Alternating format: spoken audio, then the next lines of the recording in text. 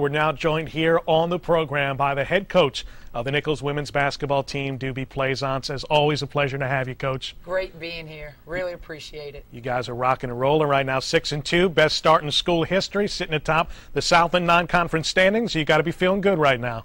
We like to say rocking and rolling, strutting and strolling. Missed that part. No, very, very excited about the start. Our players have been putting in the work, and so far the dividends are showing up early on. We just need to be able to sustain it.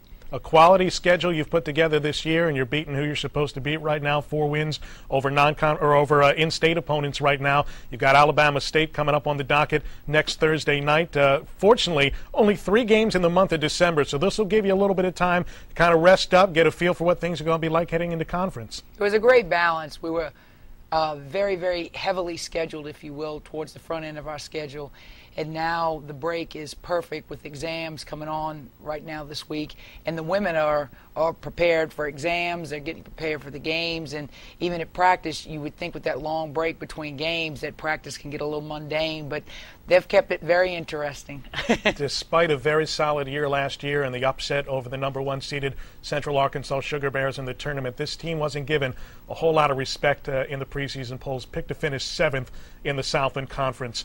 I see it's being used as motivation right now. Absolutely was used as motivation. And I've always told the players, it's about who we think we are. It's where we are. And it only matters as long as we are together. And we just have to do what we need to do and do what we're supposed to be doing, which the women have very much demonstrated that at this point. And we're going to be fine. You know, we do have some things we have to clean up on the defensive end as well as some miscues offensively. But that comes with some new players coming in, a lot more depth in the rotations, which I'm very excited about. But all in all, off to a great start. Very, very proud of the women. One of the constants since you've been here is one Alicia Allen, the senior from Garland, Texas.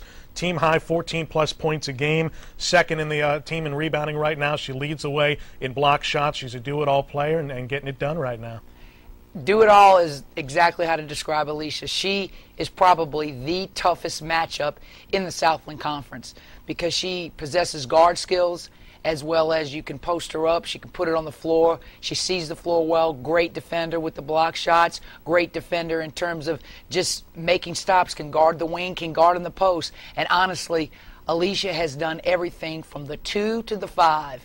There's a little kid called KK Babin and another one called Amani White that keeps her off the 1. But other than that, she might be playing the 1 also.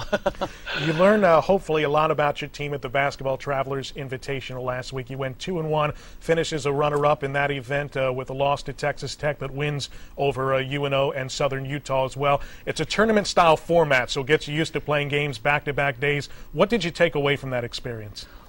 It was a great preparation and not looking ahead, but when I explained to the women, it was a tough turnaround between the late night game against UNO. UNO game was slated to start for 8 o'clock. It started 45 minutes late. Then we had an early turnaround for Texas Tech the very next day, but that could happen in a conference tournament.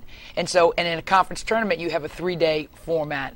So not looking ahead to the conference tournament, but it was great that you're going to have to endure this, and you're going to have to know how to sustain this. And honestly, the score against Texas Tech was not indicative to how we played at spurts. This is a game of runs, which I've said so many times. And they had back-to-back runs that we only sustained one of them. And that one run is what kept Texas Tech where they were. But I was very proud of the way our women competed against Texas Tech also. Southland play right around the corner, January 3rd, and guess who you draw? Central Arkansas. Can't wait for it to get going. How do you think you're going to stack up this year? Well, we mentioned at practice this morning, we open up Central Arkansas, Oral Roberts, and McNeese. 3 of them right off the bat. I couldn't be any more excited about that. Bring them, let's get it over with early and see what we sustain that run, we're going to be in really good shape for the remainder of the conference. A lot of individual standouts this year. We mentioned Alicia, KK Babin doing a fine job as always. Leanne McCarthy coming on strong as well. This team has an enormous amount of depth. And that has been the blessing. Our freshmen and our newcomers, they are really acclimating themselves to the system, and they are a key reason why we're able to utilize our players the way we do.